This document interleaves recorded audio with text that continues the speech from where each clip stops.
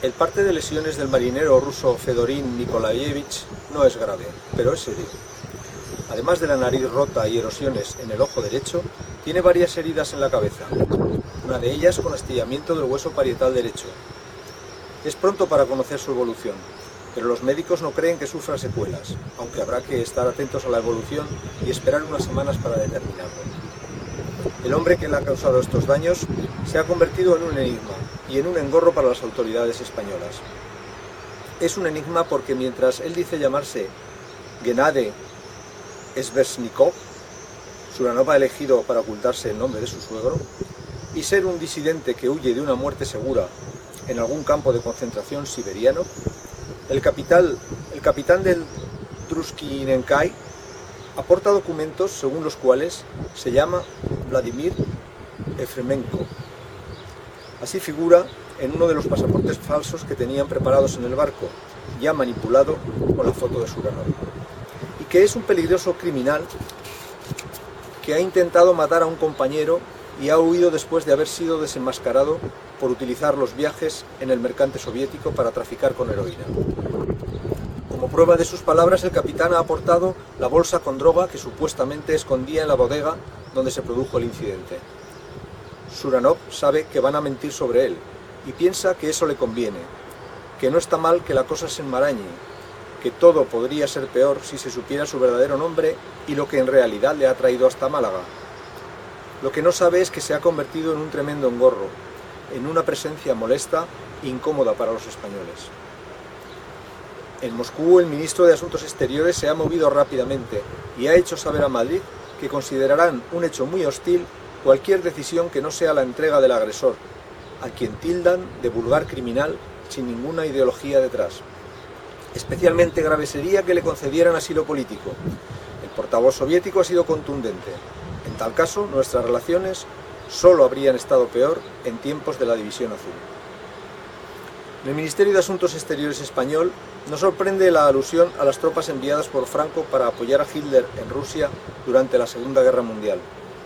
Ya la habían escuchado en alguna de las últimas expulsiones de diplomáticos soviéticos acusados de espionaje. El inesperado incidente de Málaga les tiene desconcertados. Las órdenes son contemporizar, estudiar a fondo las implicaciones legales del caso y no tomar ninguna determinación firme hasta que la policía española aclare el suceso y la auténtica personalidad del retenido. En principio la versión del capitán les parece más creíble y en el fondo desean que sea la buena. A efectos prácticos resulta más conveniente para todos hallarse ante el traficante Efremenko antes que frente al disidente Sveshnikov.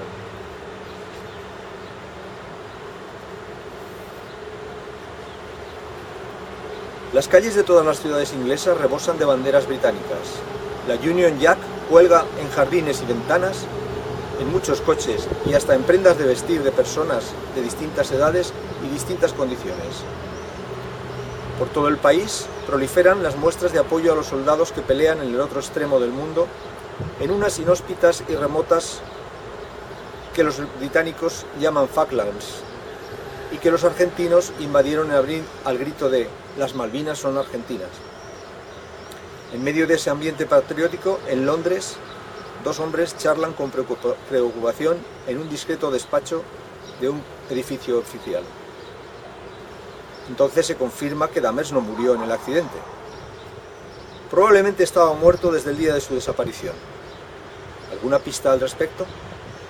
Parece que la policía española se inclina por delincuentes comunes.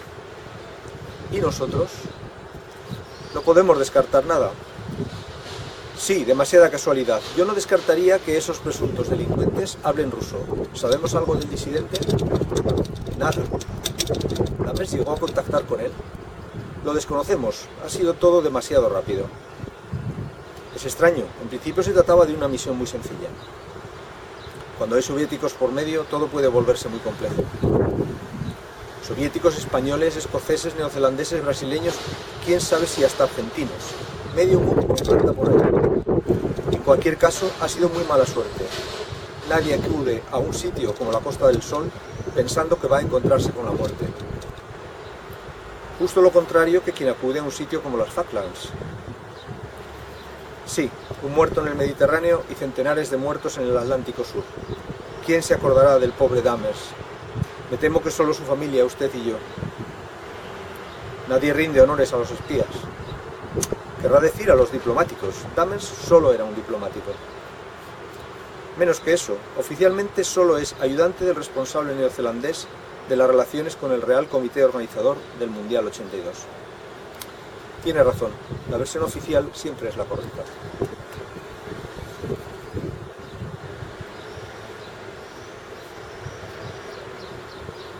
Josu, Mikel y Mario desmontan cuidadosamente los lanzagranadas, los meten en sus bolsas y abandonan la vieja fábrica de aceites tras una jornada tediosa, tensa, en la que han permanecido varias horas al acecho, porque según los cálculos de Josu, era el día previsto para la llegada del material al polvorín de Bobadilla. Pero no ha sido así, y ahora reemprenden el viaje de vuelta a Málaga con tiempo suficiente para ver el primer encuentro del Mundial. Juan Checa no podrá verlo, o lo verá borroso. Aunque el comisario ha dispuesto que los detenidos sean agrupados en una celda y dispongan de un televisor para ver el Argentina-Bélgica, Juan está dolorido y tiene un ojo seriamente perjudicado por los golpes que le ha propinado su amigo Jeromo al reencontrarse con él. Por chivato, por delatarle, por no ser capaz de tragarse solo el marrón. Suranov no estará en ese agrupamiento de detenidos. Ha manifestado que prefiere permanecer en su celda y ha pedido que le dejen algunos periódicos de los últimos días. Algo raro, porque no entiende el español. Pero Suranov tiene curiosidad y sabe lo que busca. Por allí, por donde el ruso ojea las páginas del diario Sur, ha pasado el inspector Mainar antes de dejar la comisaría. Le acompañaba el inspector Wright, porque ambos habían sentido curiosidad por el caso del individuo que todavía estaba por discernir si era un disidente o un delincuente.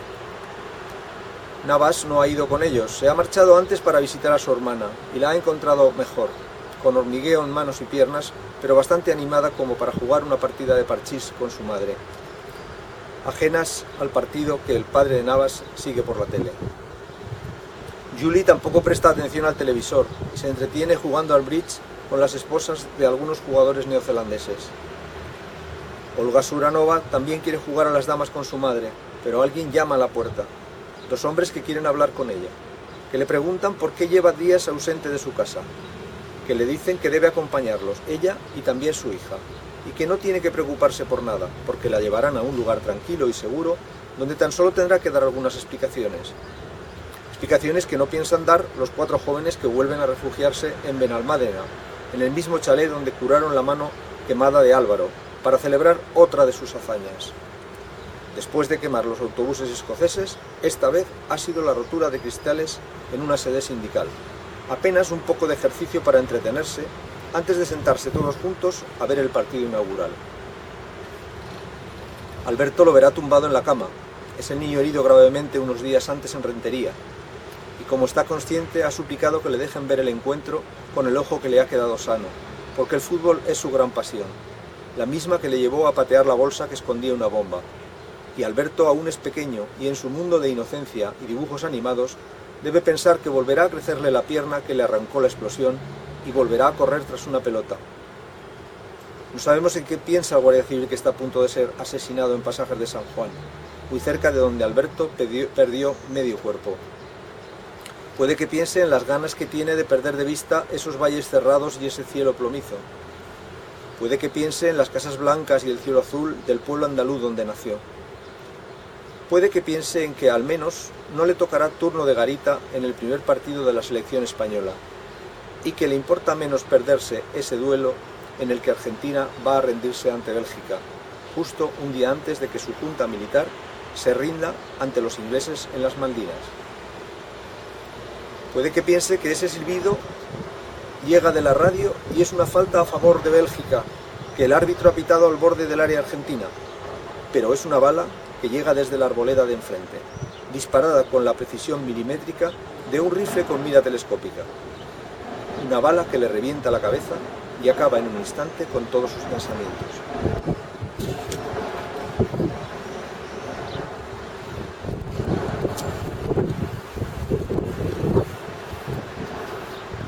Interrogado Examinados por separado, Juan y Jeromo mantienen la misma versión. No hay fisuras. Si discrepan en algo, solo es en pequeños detalles. En ínfimos detalles relacionados con los horarios o los recorridos. En lo sustancial cuentan lo mismo. Que se encontraron el coche abandonado y abierto, que supusieron que alguien lo había robado para darse un paseo, que ellos lo volvieron a robar para despiezarlo y que solo tuvieron que hacer el puente y salir corriendo, que lo escondieron, que cuando volvieron a él olía mal, que se encontraron el muerto, que les entró pánico, que lo quisieron quemar, que se les atravesó en las vías y salieron huyendo al creerse descubiertos. Han tenido muchos días para ponerse de acuerdo en los detalles, pero aún así Maynard cree que es demasiada coincidencia. Navas no mantiene la misma opinión. Tal vez lo que cuentan se parece a la verdad a partir del momento en que se llevan el coche, pero mienten en todo lo anterior. Dime tu teoría. Abordan al turista cuando está entrando o saliendo del coche. Intentan robarle, se resiste, hay un forcejeo que acaba con un golpe, un navajazo o un disparo, algo que con seguridad no pretendían, tal vez algo accidental, pero algo que provoca la muerte de ese hombre. A partir de ahí, lo que cuentan puede parecerse a la verdad. Se asustan y piensan que lo mejor es deshacerse del cadáver para eliminar cualquier indicio que pueda implicarles. Pero entonces, ¿por qué lo esconden? Necesitan tiempo para saber qué hacer con él. ¿No habría sido más rápido comer el coche allí mismo? Sería un lugar poco discreto para hacerlo. ¿No hay lugares discretos en el camino hacia Cártama? Seguro que tuvieron 1000 posibilidades de hacerlo, pero no lo hicieron. ¿Por qué? Tal vez no lo mataron en el acto. Tal vez lo secuestraron porque llevaba poco dinero encima y esperaban sacar más pidiendo un rescate por él. Sinceramente, ¿ves a estos tipos capaces de gestionar el cobro de un rescate? Navas se queda callado un instante, titubea, recapacita, piensa un poco y retrocede. No, la verdad es que no. Y luego hay otro detalle, el de la cartera. Como tú dices, lleva poco dinero. Eso lo sabemos porque la llevaba encima y el tren no la pulverizó. Y hay una cosa que me resulta chocante. Unos tipos como estos lo primero que hacen siempre es llevarse la cartera. Siempre. Los chorizos como estos dos van siempre a lo inmediato y por supuesto jamás hubieran dejado un solo billete en el cadáver. Pudieron matarlo antes de que les entregara la cartera. Sí, pero en tal caso no se habrían resistido a la tentación de quitársela después de muerto. Pero ese hombre llevaba la cartera cuando el tren lo destrozó. Una cosa que tendríamos que comprobar es si el coche tenía alguna manipulación en el motor de arranque, si es verdad que le hicieron el puente para llevárselo. Eso va a ser imposible, el estado en que quedó no permite apreciar ese detalle. ¿Aparecieron las llaves? No, las llaves no se han encontrado. Sin embargo, las llaves deberían haber aparecido, quiere decir, en el caso de que las llevara puestas. ¿Qué te hace pensar en eso? Una llave metida dentro del bombín, sobre todo después de girarla, se convierte en parte de él. Por muy fuerte que le diera el tren, seguiría ahí dentro. Pues no estaba y tampoco ha aparecido entre los otros restos. Pero si el robo fue como sospechamos, lo lógico es que se hubieran llevado el coche con sus llaves, sin necesidad de empalmar ningún cable. Tal vez las tiraron después de dejar el coche en la vía. Tal vez, pero eso habría sido en caso de que su objetivo fuera abandonar el coche en la vía, y me cuesta creer que esa fuera su verdadera intención. Me creo más lo que cuentan, que querían quemarlo. Lo de dejarlo en la vía no tiene ninguna justificación, y menos con estos tipos tan primarios. Lo que funciona en cabezas como las suyas es gasolina, cerillas y a correr. Entonces no crees que hayan sido ellos. No lo descarto desde luego. Parece lo más lógico, pero quizá deberíamos barajar otras posibilidades. ¿Quién y por qué? ¿O no hay un por qué? Porque si no fue para robarle, dime, ¿quién querría matar a alguien recién llegado desde el otro extremo del mundo? Quizá alguien que llegó del mismo sitio que él. Navas se quedó sorprendido, pero no le pareció descabellada la explicación de Maynard. Si el móvil no hubiera sido el robo, habría que pensar en motivos personales, y esa clase de justificación solo podía encontrarse en alguien de la misma procedencia, incluso dado lo excepcional de su punto de origen, en alguien llegado junto a él. Otra vez tendría que visitar Marbella, otra vez tendría que hablar con Gibbard, otra vez necesitaría los servicios de Julia, de Julie, de las dos en una. Esta vez la presencia de Maynard en la concentración de Nueva Zelanda cayó como una bomba, como una afrenta, como un insulto. No fue solo el encargado de las relaciones con el comité organizador, también el presidente de la Federación Neozelandesa de Fútbol se alteró vivamente cuando supo que el policía español que solía visitarlos había requerido un listado completo de la expedición, la ocupación de cada uno de los miembros y su relación personal o profesional con el fallecido Dammers.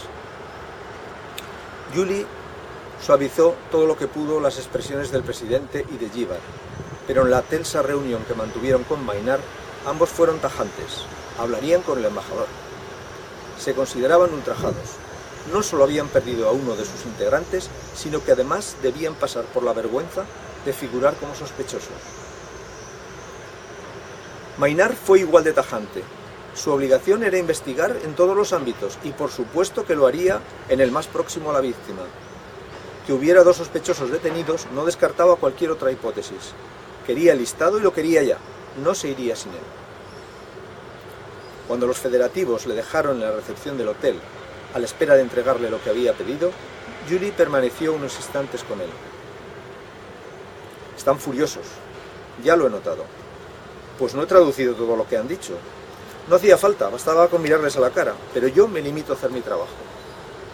Sí, pero mañana debuta el equipo y no es el mejor momento para venir aquí con algo así. Nunca es buen momento cuando hay un muerto por medio. Pero es lo que tenemos. Hazme un favor, dime qué se comenta en la concentración. Nada en particular. Pero bueno, a mí sí que me han dicho algo. Hablé con mi marido y me contó que la noticia había salido en la prensa y que un periódico de allí vinculaba a Dammers con la British High Commission, que es como la embajada británica en Wellington. Gibbard dijo que trabajaba en una empresa privada. Pues es lo que me ha dicho mi marido. Y no ha sido más concreto que decir qué clase de vehículo tenía con la embajada. No lo sé. Solo me ha dicho eso, que estaba vinculado con la embajada británica. De hecho, tenía pasaporte británico. Eso es bastante normal en Nueva Zelanda. Sí, pero empieza a no serlo tanto en relación con Dammers. Ya no es solo detalle, ahora son 2 flechas que apuntan en la misma dirección. Tendremos que mirar eso con cuidado. Gracias por la información. Pero que conste que yo no te he dicho nada. No te preocupes, no voy a poner en peligro mi única fuente de información. Que yo no soy ninguna espía. Ni yo lo pretendo, pero eres española y neozelandesa a la vez. Así que doy por hecho que querrás ayudar a la policía de tu país de nacimiento para esclarecer un crimen que afecta a tu país de adopción. Bueno, di lo que quieras, pero sin meterme en líos. Tranquila, mañana nos vemos en el partido. Pensé que con el trabajo de hoy ya no necesitarías volver mañana. Solo tengo 9 días entre los 3 partidos que vais a disputar. Poco tiempo para solucionar esto, así que quizá tengamos que vernos todos los días. Julia se siente confusa. Quizá no debería haber comentado la conversación con su marido. Quizá ha cometido una deslealtad hacia sus jefes. Quizá no debería hablar con Maynard más allá de su estricta labor como traductora. O quizá sí. Quizá su obligación es contribuir al esclarecimiento de los hechos. No sabe, está hecha un lío. El lío de ser Julia y Julie a la vez. El lío de pertenecer a 2 mundos tan alejados. El lío de haber vuelto a sus orígenes con otra personalidad. El lío de no saber quién quiere ser, con quién quiere estar, dónde prefiere quedarse.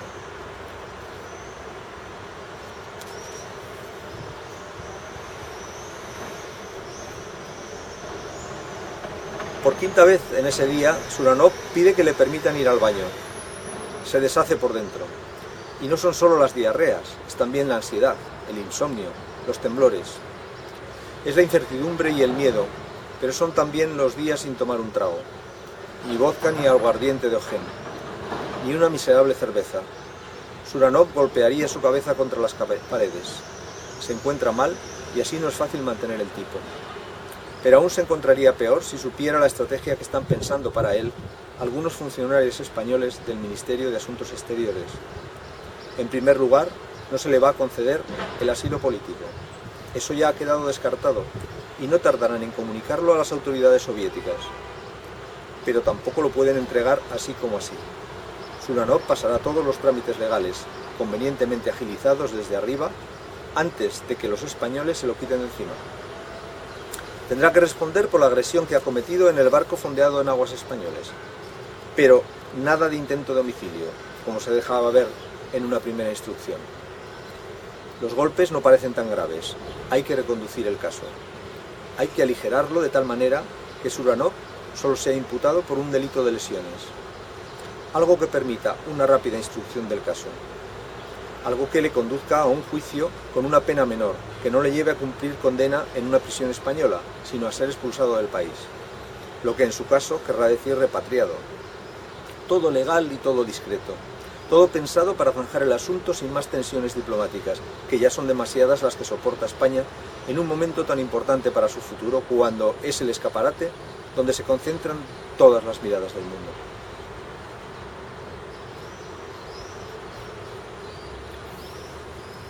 Entre viaje y viaje a Bobadilla, Josu, Miquel y Mario han decidido aprovechar el tiempo.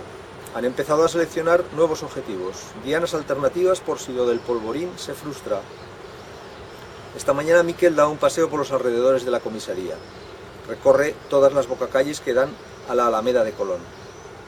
Entra y sale de los bares en los que permanece el tiempo justo para observar si alguno de ellos es lugar de reunión de los chacurras. En algunos se acoda en la barra y toma una caña. En otros le basta con comprar tabaco. Puede reconocer a un chacurra aunque no vaya de uniforme, sobre todo si están en grupo. Busca los bares con indicios de ser lugar de encuentro para el desayuno, el almuerzo o el aperitivo de los policías. Poco a poco va elaborando una lista de sitios propicios para realizar una acción. Josu y Mario hacen lo mismo por los alrededores del puerto, en un amplio recorrido que va desde la terminal de viajeros a las instalaciones de la Comandancia de Marina. Han ido marcando un buen número de objetivos, desde los policías que prestan servicio en los accesos y en la aduana del puerto a los oficiales, suboficiales y soldados que entran y salen no solo de la comandancia, sino también de una cercana residencia militar. Ahora Josu y Mario se han sentado en un punto intermedio entre ambos lados del puerto, en un espacio cercano al Palacio de la Aduana y el Ayuntamiento, desde donde observan los lugares que han recorrido y hacen recuento de las muchas y buenas posibilidades que tienen para matar.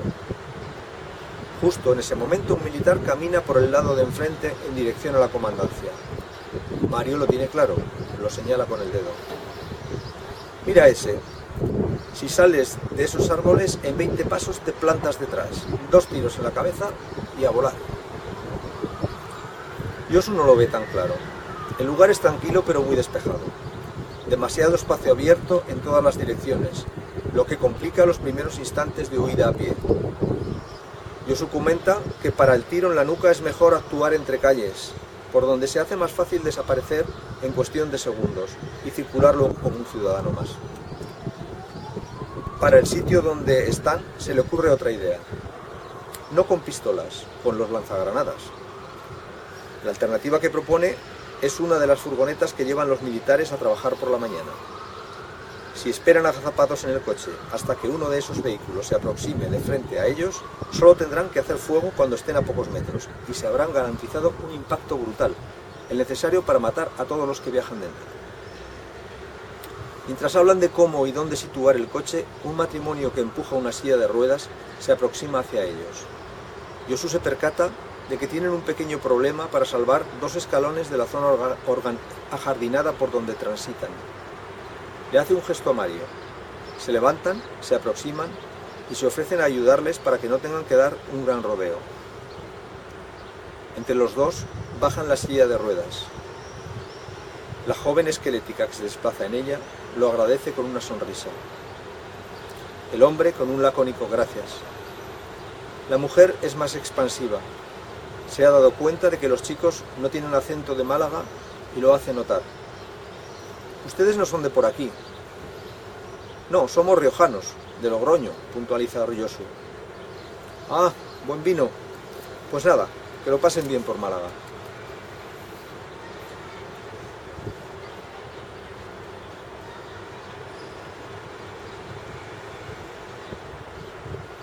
Un grupo de policías se dispone a abandonar la comisaría. Uno de ellos, el inspector Navas, se retrasa para asomarse en un despacho. Es el despacho que ocupa el inspector Mainar. Navas toca con los nudillos y casi a la vez entreabre la puerta. ¿Vienes al funeral?, pregunta a su compañero. Maynard mira el reloj, faltan 15 minutos para que empiece en la catedral las honras fúnebres por una de las últimas víctimas del terrorismo, un agente de la Guardia Civil natural de un pueblo de la provincia. Pero Maynard prefiere aprovechar el tiempo para otras cosas. No voy a ir. Navas no esperaba esa respuesta. Su inmediata reacción es pensar que Maynard ha podido surgirle algún tipo de complicación. ¿Algún problema? ¿Puedo ayudarte? No es eso, es que no me apetece. Claro, a nadie le apetece ir a un funeral, pero hay que estar ahí, ¿no? Estoy harto de funerales, estoy harto de la misma liturgia, de los mismos discursos. Además, si hay Dios, no creo que sea muy amigo de los policías españoles. Bueno, no te pases, tampoco creo que haya que meter a Dios en esto. Creí que hablábamos de una ceremonia religiosa, pero bueno, tienes razón, mejor dejarlo fuera, y mejor aún pensar que no hay ningún Dios. Piensa lo que quieras, pero si volvemos a encontrarnos con mi familia, no se te ocurra decirle algo así a mi madre. Ya sabes cómo son las andaluzas con el tema de la religión. No suelo hablar de estas cosas, pero de verdad que es preferible pensar que Dios no existe. No sé qué tiene que ver eso con rendirle homenaje a un compañero. También a los que matan les rinden homenajes, porque te habrás fijado que a los etarras también les hacen funerales. ¿Y sabes lo que dicen los curas en esos funerales? Lo mismo que aquí. Que eran unos buenos chicos, que querían mucho a su familia, que han muerto por su patria. Exactamente lo mismo para los asesinos que para las víctimas. Dios es una cosa y los curas son otra. Sí, pero los funerales son todos iguales. Hablen de un policía o de un terrorista. Siempre dirán que ya descansan en un sitio mejor. Me niego a escuchar otra vez esa letanía. Maynard no dice otra cosa en la que está pensando. Que no solo le cansa la liturgia religiosa, que le agota aún más la liturgia civil. Que está harto de que los funerales por las víctimas del terrorismo se conviertan una y otra vez en un ataque contra la democracia. Que no soporta ver a los fachas haciéndose con el control de esos homenajes, con sus brazos en alto, sus insultos al gobierno y sus gritos azuzando a policías y militares para que se rebelen contra el orden constitucional. Prefiere quedar mal con Navas a confesarle todo eso. Y no porque crea que Navas simpatiza con los ultraderechistas, más bien intuye que es tibio con ellos, como tantos y tantos compañeros, que sin ser de esa cuerda no pueden evitar una cierta permisividad hacia quienes, después de todo, no dejan de jalearles cuando la mayoría de la sociedad aún los mira con recelo. Navas no insiste. Dice, tú sabrás lo que haces, y se va. Y al marcharse lo hace con un cierto resquemor, sintiéndose un poco humillado, como si Maynard hubiera querido darle una lección. Y también recuerda lo que le han dicho algunos compañeros, que Maynard es un tipo raro, que va dando lecciones de ética, pero que muy ético no será cuando ha abandonado a su mujer y a su hija enferma.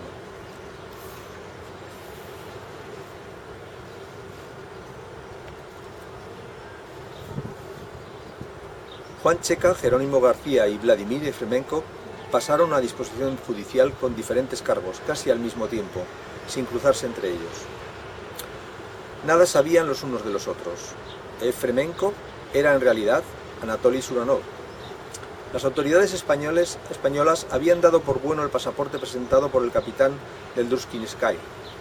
De nada le sirvió a Suranov tocarse el pecho repitiendo Gennady, no Vladimir. Gennady Sveshnikov. Sus mentiras resultaban poco convincentes al lado de las que había urdido el KGB. Juan y Jeromo I y Suranov poco después fueron trasladados desde la comisaría a la prisión provincial.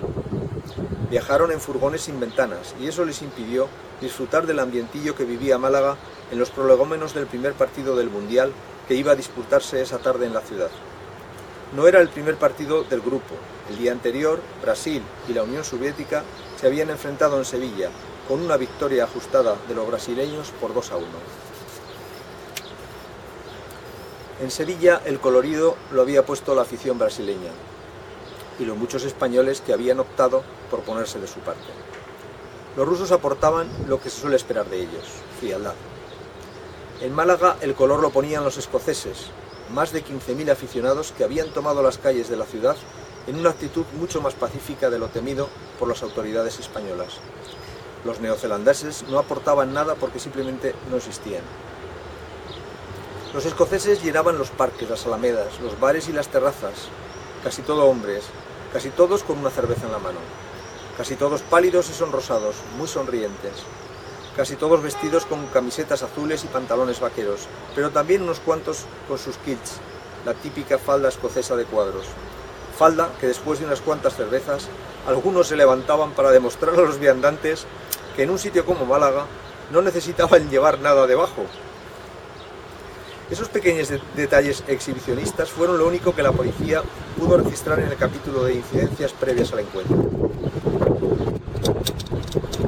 Ningún altercado, ni peleas, ni destrozos.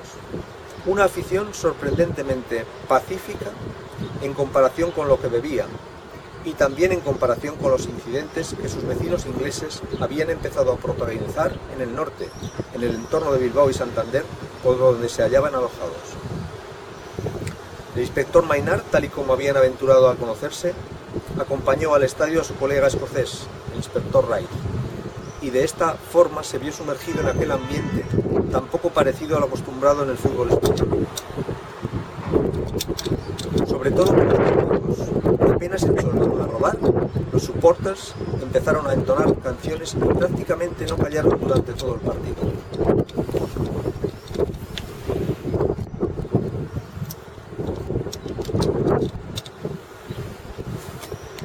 Hacía calor.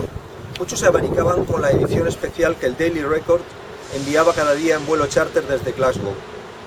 5.000 ejemplares del periódico distribuidos por la Costa del Sol para que quienes habían seguido a su selección se sintieran como en casa. Maynard pensó que sin los escoceses la sede de Málaga habría sido un desastre, en todos los sentidos, sobre todo en lo económico, pero también en ese ambiente festivo que se le supone a un evento así y que desde luego no podían aportar ni los soviéticos ni los neozelandeses. Lo que sí aportó el equipo de Nueva Zelanda fue más resistencia de la esperada. Al menos durante la primera parte, los jugadores neozelandeses mostraron fortaleza y rapidez, pero también una evidente falta de picardía, propia de quienes juegan en ligas con poca competitividad. Aún así, aunque los escoceses salieron como un huracán y pronto se pusieron con clara ventaja en el marcador, antes del descanso, el equipo de Nueva Zelanda había tenido el empuje suficiente para marcar 2 goles y llegar al final de los primeros 45 minutos con un resultado de 3-2 favorable a Escocia. Esta aproximación en el marcador no enmudeció a los aficionados escoceses. Al contrario, cuanto más empujaba Nueva Zelanda, más y mejor cantaban los escoceses. Ni una sola muestra de censura hacia los suyos. Si el portero hacía una pifia y encajaba un gol perfectamente evitable, le aplaudían y coreaban su nombre para darle ánimos. Si uno de sus delanteros mandaba el balón a las nubes, estando en buena posición para marcar gol, exactamente lo mismo. Cuando el árbitro señaló el descanso, Maynard le mostró a Wright su admiración por el comportamiento de sus compatriotas. También le dijo que iba a darse una vuelta por la zona del palco.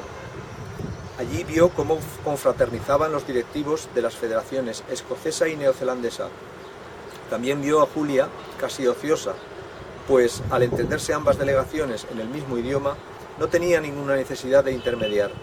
Solo debía hacerlo cuando quien se dirigía a sus jefes era alguno de los españoles presentes en el palco, casi todos miembros de la organización. Maynard le hizo un gesto y Julia se aproximó a la barandilla que separaba el palco del resto de la grada. «No lo están haciendo mal», dijo Maynard como saludo. «No, la verdad es que no. De momento tengo a los jefes bastante contentos». «¿Mucho trabajo?» «Casi nada». «¿Y cuando acabe el partido, de vuelta a Marbella?» «Sí, bueno, en realidad puedo hacer lo que quiera porque cuando acabe el partido tengo libre.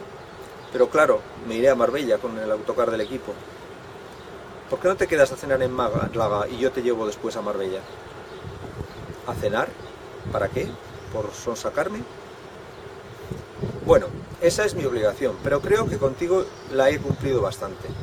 Podemos cenar simplemente por cenar y por dar una vuelta por Málaga. Después de todo, los dos somos forasteros en esta ciudad».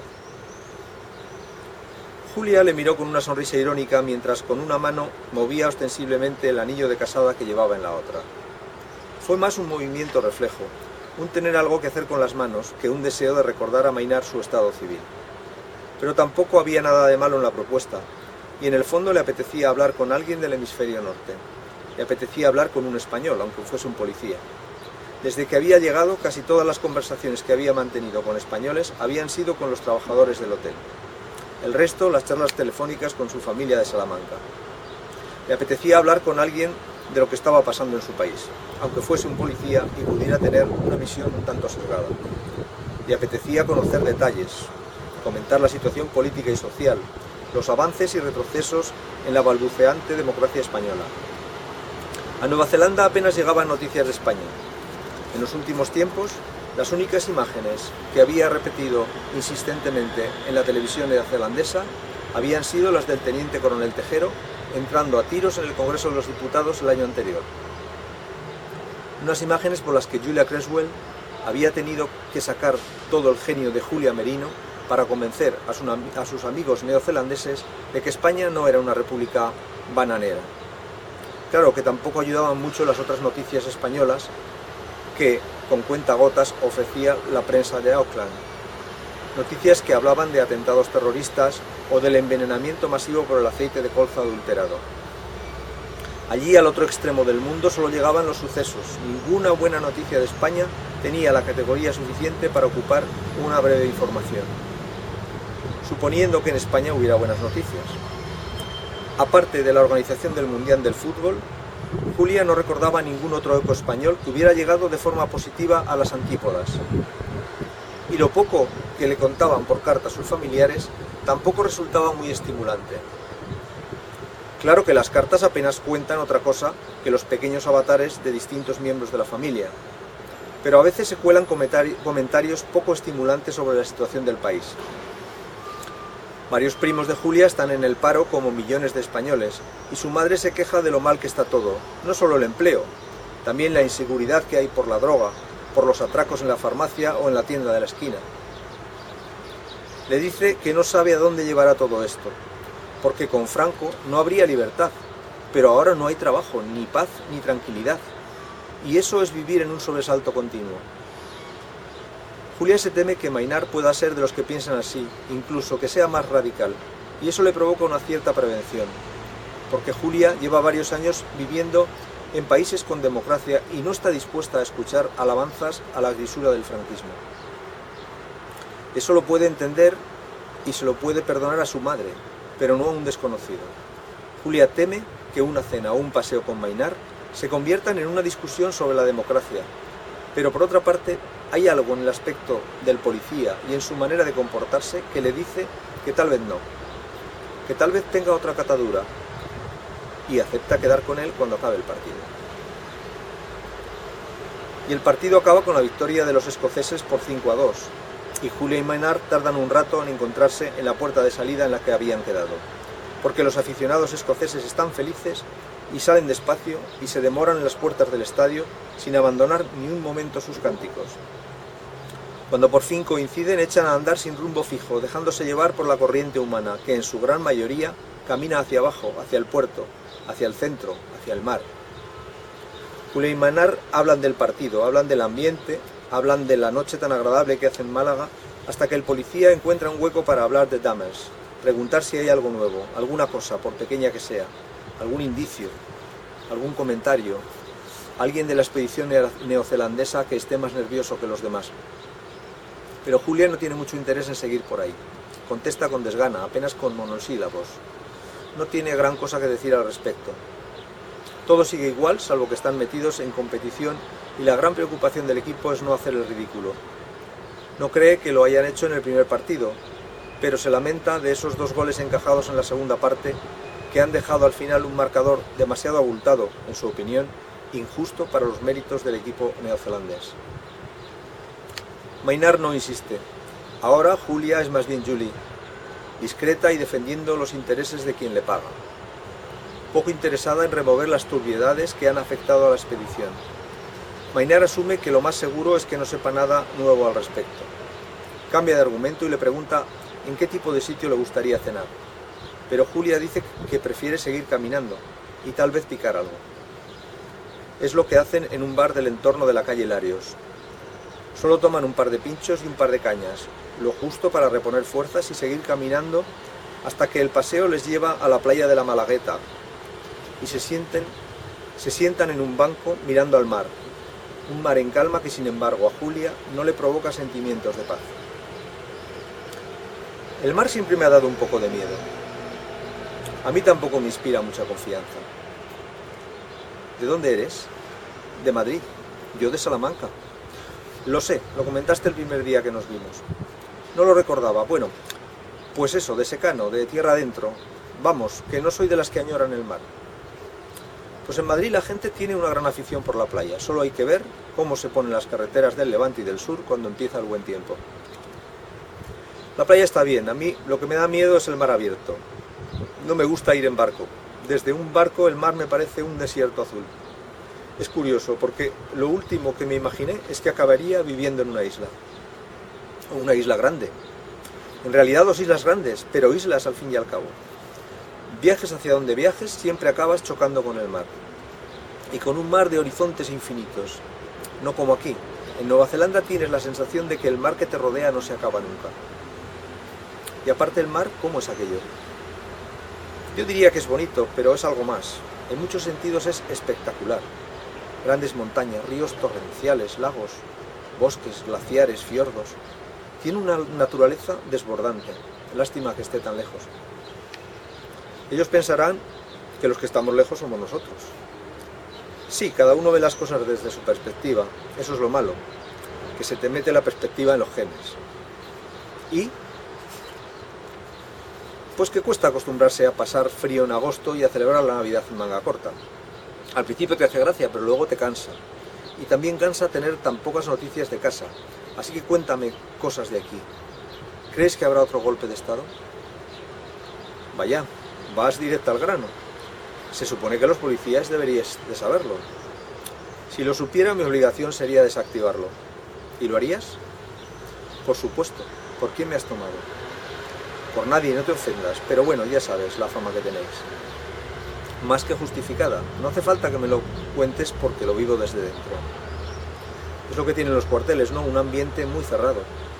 Yo no vivo en un cuartel. Quiero decir cuarteles, comisarías, en las academias donde estudiáis, todo eso. Yo estudié en la Facultad de Derecho de la Universidad Complutense de Madrid. ¿Ah, sí? ¿Eres abogado? Podría serlo, pero luego pasé por una de esas academias que dices tú y me hice policía, como mi padre y como la mitad de mi familia.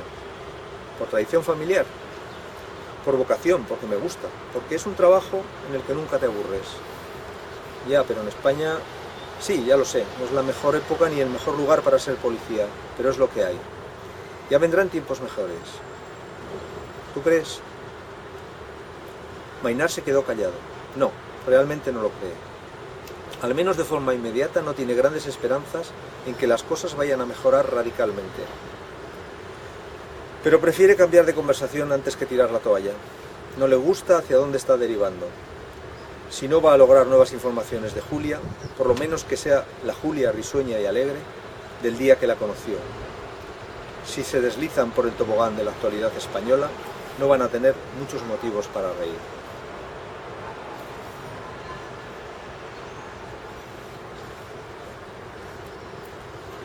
Álvaro pasa las páginas del periódico con la mano que lleva vendada desde que estuvo quemando autocares escoceses. Álvaro lee con detalle la amplia información sobre las sentencias a los implicados en el 23F. Se indigna con los 30 años de cárcel que le han caído al general Milán Bosch y al teniente coronel Tejero. Para Álvaro está claro que el culpable es el rey. Ese es el que tenía que ir a la cárcel, por haber metido al país en una democracia sin salida y por haber propiciado el golpe para detenerlo después. Porque Milans y Tejero y los demás son unos patriotas que solo obedecían órdenes. Y menos mal que los otros no saldrán muy mal parados. Se han ensañado con Milans y con Tejero, y algo le ha caído también al general Armada. Que se joda, piensa Álvaro, que lo tiene por un traidor. Pero todos los demás han sido condenados a pequeñas penas y casi todos ellos podrán permanecer en las Fuerzas Armadas.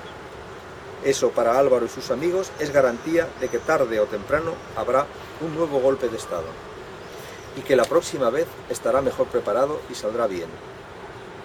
porque sí, porque el país lo necesita, porque no se puede seguir con el terrorismo y con el paro, y porque los españoles no saben usar la libertad y no entienden otro lenguaje que la mano dura. Josu también ha leído la noticia de la sentencia, pero le da igual lo que decidan unos tribunales que son una farsa, como es una farsa completa la supuesta democracia española, que no permite a los vascos ejercer el derecho de autodeterminación. En realidad, para él, toda España es una farsa, una mentira, un delirio fascista, un invento colonial, una entelequia que empezará a deshacerse por completo en cuanto Euskadi se desgaje y abra el camino a los demás que se quieren marchar, a los catalanes, a los canarios, a los gallegos. Josu no se entretiene demasiado con la sentencia del 23F. Le preocupa más una información que llega desde Francia. Varios compañeros han sido detenidos en una redada en Bayona, entre ellos Txomin, Domingo Iturbe Abasolo, uno de los principales líderes de la organización. Josu se inquieta, pero no mucho. Intuye que solo es una pequeña puesta en escena de las autoridades francesas antes de la visita que Mitterrand está a punto de realizar a España. Un poquito de teatro para apaciguar al gobierno español, porque Francia sigue sin conceder extradiciones. Se fue el conservador Giscard d'Estaing y llegó el socialista François Mitterrand, pero eso no ha cambiado. Alguna detención de vez en cuando, algún compañero confinado en alguna isla atlántica, pero poco más. Francia sigue siendo un buen lugar para ellos. El gobierno francés sigue sin creerse la democracia española, por eso reitera que ETA es un problema interno español y por eso mira para otro lado ante la lucha armada de los independentistas vascos. Como mira para otro lado cuando los agricultores del sur de Francia queman camiones españoles cargados de fruta.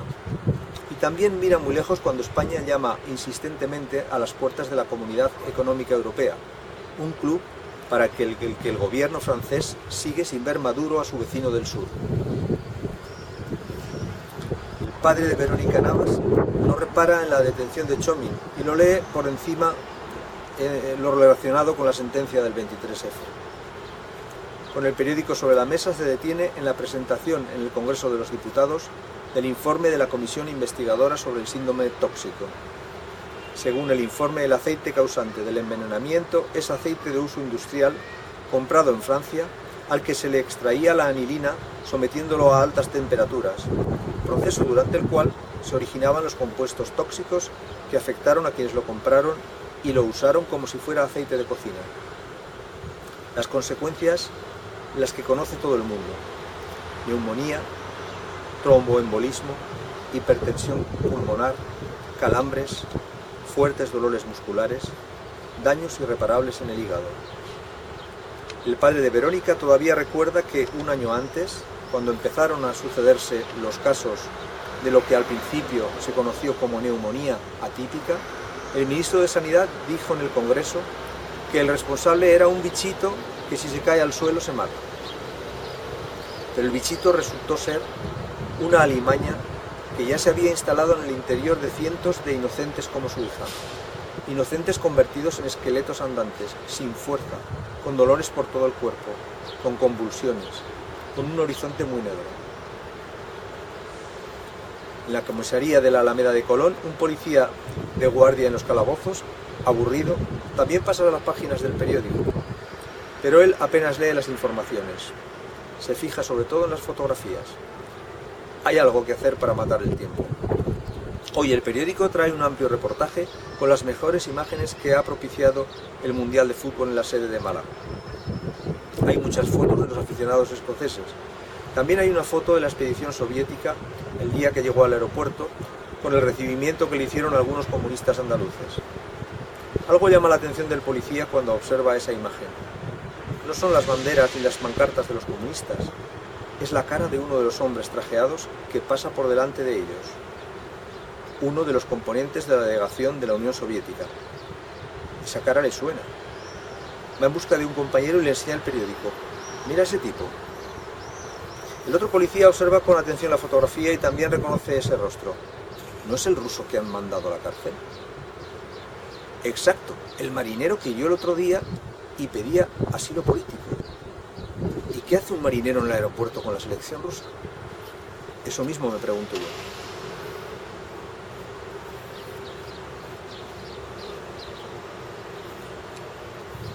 Ahora sí, después de varias horas encerrados en la antigua planta aceitera, después de ver pasar varios trenes en los dos sentidos, Josu y Mikel han visto un convoy que detenía su marcha y comenzaba a maniobrar para entrar en la vía de descarga del polvorín de Bobadilla. Inmediatamente le hacen la señal convenida a Mario para que ponga el motor del coche en marcha. Luego quitan los seguros de los lanzagranadas. Mikel se agacha en posición de disparo. Josu todavía no. Josu, con unos pequeños prismáticos, sigue las maniobras del tren por un agujero de la vieja ventana. Ve los dos camiones que han salido a recibirlo, la carretilla elevadora para carga y descarga. El grupo de militares que ayudarán a trasladar la munición del tren a los camiones y de allí a las entrañas del cerro que tienen enfrente, al interior del polvorín. Cuando el tren está a punto de tapar las siluetas de los suboficiales y soldados, Josu cree ver un rostro familiar. Es un instante, pero está seguro de que ha visto la cara de Menéndez, el asturiano, un soldado con quien coincidió ahí mismo en sus días de servicio militar. Un chaval sin oficio ni beneficio que decidió reengancharse en el ejército y seguir allí porque su tierra, azotada por una grave crisis de la minería y de la industria pesada, no tenía nada mejor que hacer. Menéndez, el chusquero, así lo empezaron a llamar entre bromas sus compañeros, el propio Josu también, ridiculizando su decisión de permanecer en un lugar que todos los demás estaban deseando abandonar. Josu cree que sí, que es él, y supone que por los años que han pasado ya será cabo primero. Un cabo chusquero que probablemente nunca pasará de sargento, si es que llega. Es lo último que piensa Josu antes de dar la orden de actuar. Entonces él también se agacha junto a Mikel. Abren la destartalada ventana de par en par y ambos disparan casi a la vez. Mikel escorándose un poco a la izquierda y Josu a la derecha para abarcar más espacio y que cada granada impacte en un vagón diferente. Esta es una acción de guerra y hay que garantizar la máxima eficacia. Lo que no pueden es quedarse a contemplar los resultados. Apenas se escuchan las explosiones, apenas ven los vagones envueltos en humo, Josu y Mikel bajan corriendo las escaleras, llegan al coche, arrojan los lanzagranadas en el maletero que tenían abierto, ocupan sus asientos y Mario arranca a toda velocidad. Nadie les ve marcharse porque nadie hay en ese lado de las vías. Y en el otro, junto al tren atacado, hay llamas, gritos y confusión. También hay heridos. Algún herido muy grave, pero ningún muerto. Los que permanecen ilesos están aturdidos. Unos han echado a correr temiendo que haya más explosiones. Otros intentan auxiliar a los heridos. Casi ninguno entiende qué ha pasado. Como el ataque ha sucedido desde el otro lado, con el tren tapándoles la visibilidad, más de uno piensa que ha sido un accidente, algo que ha estallado en el interior de los vagones. Aún tardarán unos minutos en darse cuenta de que han sido objeto de un ataque terrorista. Por su parte, Josu, Mikel y Mario aún tardarán un rato en conocer cuál ha sido el resultado exacto de su acción, pero Josu intuye que algo ha ido mal. Esperaba una explosión más grande. Su percepción es correcta. Ninguna de las dos granadas ha impactado en vagones cargados con explosivos. Una lo ha hecho en un vagón que prácticamente solo transportaba carcasas, diversos materiales aislantes y material eléctrico. La otra ha resultado más eficaz al acertar en un vagón cargado con bidones de aceite y diferentes combustibles. Esta última ha producido una gran deflagración y ha originado graves quemaduras a los soldados que se hallaban cerca. Pero Josu tiene razón, no ha habido un gran estallido. No ha saltado el tren hecho pedazos. No ha sido la acción que él llevaba tanto tiempo esperando.